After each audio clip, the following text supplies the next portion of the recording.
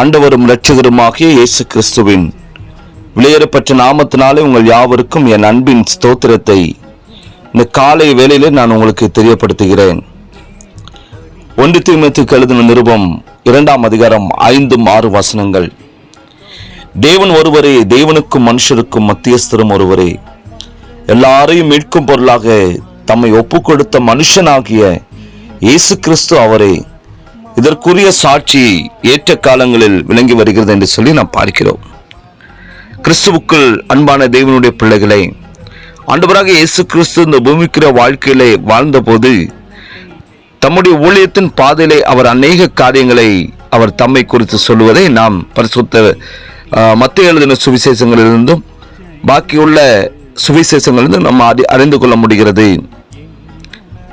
நானே திராட்சை செடி, நீங்கள் கொடிகள். ஒருவன் என்னிலும் நான் அவனிலும் நிலைத்திருந்தால் அவன் மிகுந்த கனிகளை கொடுப்பான். என்னை அல்லாமல் உங்களால் ஒன்றும் செய்யக்கூடாது. ஒருவன் என்னில் நிலைத்திராவிட்டால் வெளியே எரிந்த கொடியை போல் அவன் எரிந்து உலர்ந்து போவான். அப்படிப்பட்டவைகளை சேர்த்து அக்னியிலே போடுகிறார்கள், அவைகள் எரிந்து போகும் என்று ஆண்டவராக இயேசு கிறிஸ்து சொல்லுகிறதை நாம் பார்க்கிறோம். இந்த பூமிக்குரிய வாழ்க்கையில வாழ்ந்து கொண்டிருக்கிற ஒவ்வொரு மனிதர்களுக்கும் பரலோகம் சென்றடைவதற்கு மனித குலத்திற்கு கொடுக்கப்பட்டதான ஒரே வழி என்பது ஆண்டவராக இயேசு கிறிஸ்து ஒருவரே. அவர் சொல்லுகிறதான பொழுது, நானே வழியும் சத்தியமும் ஜீவனுமா இருக்கிறேன் என்று சொல்லுகிறார். அவரால் இல்லாமல் ஒருவரும் பரலோக பிதாவினிடத்தில் சேர முடியாது. பிதாவினிடத்திற்கு சேருவதற்கு வேற எந்த விதமான வழியுமே கிடையாது. எப்படி இயேசுவினிடம் நாம் சேர முடியும்?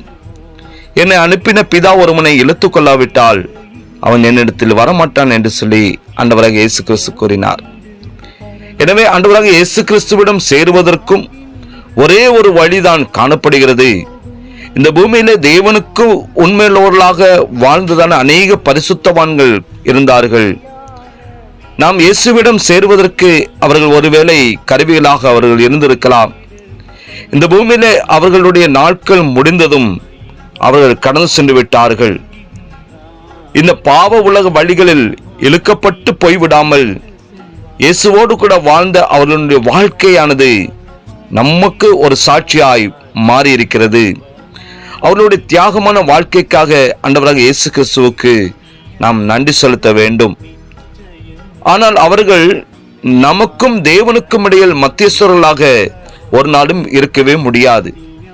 தேவனுக்கும் மனிதனுக்கும் மத்தியஸ்தர் ஆண்டவராகிய இயேசு கிறிஸ்து ஒருவரே. அதனால் எனக்கு அன்பான தேவனுடைய பிள்ளைகளே, இந்த நித்தியமான வாழ்வில் நாம் அந்த நித்தியமான பேரின்பத்தை பெற்றுக்கொள்ள வேண்டுமென்றால், அவருக்கென்று சாட்சிகளாய் வாழ வேண்டுமென்றால் நமக்கு ஒரே ஒரு வழிதான் காணப்படுகிறது. அது ஆண்டவராகிய இயேசு கிறிஸ்து. அவர்தான் வழியாயிருக்கிறார், அவர் சத்தியமாயிருக்கிறார். நம்முடைய வாழ்க்கையில சகலமும் அவர்தான். அவரை நம்முடைய வாழ்க்கையில உட்கொண்டு அவரை போல் வாழ்ந்து அவருடைய வாழ்க்கையில் இருந்த சகல விதமான சுபாவங்கள் நம்முடைய வாழ்க்கையில் உண்டாவது நிமித்தமாக அந்த நித்தியமான பேரின்ப பாக்கியத்தை நாம் ஒவ்வொருவரும் பெற்றுக்கொள்ள முடியும் என்பதை நாட்களை மறந்து போய்விட வேண்டாம். அவருடைய பிள்ளைகளாய் காணப்படுகிறோம். ஆகையினாலே அவரில் இருந்த குணங்கள் நம்முடைய வாழ்க்கையில வெளிப்படட்டும். ஒரு சாட்சியுள்ள வாழ்க்கை வாழ்ந்து தெய்வ சித்தம் செய்து அந்த பரலோக பேரின்பத்தை நாம் ஒவ்வொருவரும் பெற்றுக்கொள்வோமாக. ஜெபிக்கலாமா?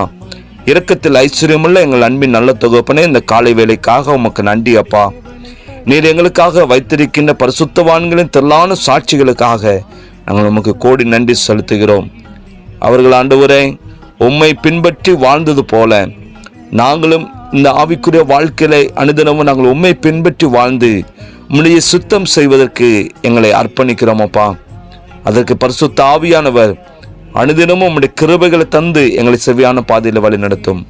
இரட்சகர் இயேசுவின் நாமத்தில் ஜெபிக்கிற நல்ல பிதாவே, ஆமேன், ஆமேன்.